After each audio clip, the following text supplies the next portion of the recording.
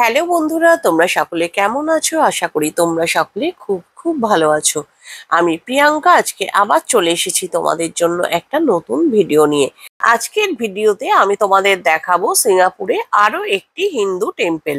এটি হলো হোলি ট্রি শ্রী বালা Subramania temple.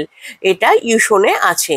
So তোমরা যারা রেড লাইন ধরে আসতে চাও তারা কিন্তু এসে ক্যানবেরা স্টেশনে নামবে এবং তারপর কিছুটা হাঁটলেই এই মন্দিরটা তোমরা দেখতে পাবে।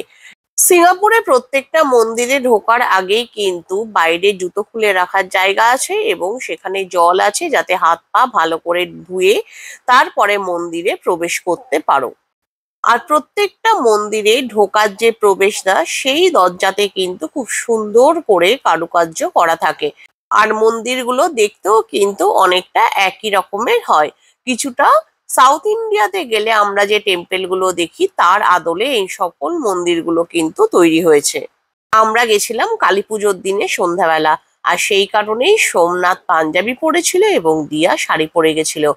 তার কারণ হচ্ছে এই টেম্পলেরই ওপরের ফ্লোরে সেই দিন দিয়ার একটা ডান্সের পারফরমেন্স ছিল। কারণ বিসিএস এর যে কালী পুজো এই বছর কিন্তু এটা এই মন্দিরেই হয়েছে। এই মন্দিরে বিভিন্ন দেবদেবীর মূর্তি আছে। দুর্গা মা, হনুমানজি, গণেশ বাপ্পা, নবগ্রহ সমস্ত কিছুই কিন্তু এই মন্দিরে আছে। মন্দিরটা বেশ সাজানো গোছানো এবং খুব পরিষ্কার পরিচ্ছন্ন। একবার এই মন্দিরে গেলে কিন্তু মন একদম ভরে যায়। তো যারা এই রেড লাইনে থাকো তারা কিন্তু অবশ্যই এই মন্দিরে চলে আসতে পারো।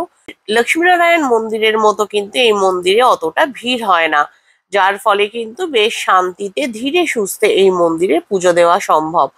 আর এই মন্দিরে যে প্রেমিসেস সেটাও কিন্তু অনেকটা বড়, যার ফলে বেশি ভিড় হলেও কিন্তু অতটা বোঝা যায় না। আর যেহেতু ওই দিন দীপাবলি ছিল সেই জন্য কিন্তু মন্দিরের এক সাইডে সাজানো হচ্ছিল এবং এখানে দেখো পুজোর জন্য দুধ মালা এইসব বিক্রি হচ্ছে।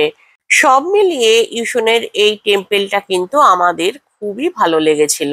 তাহলে আজকের মতো চলো, বাই।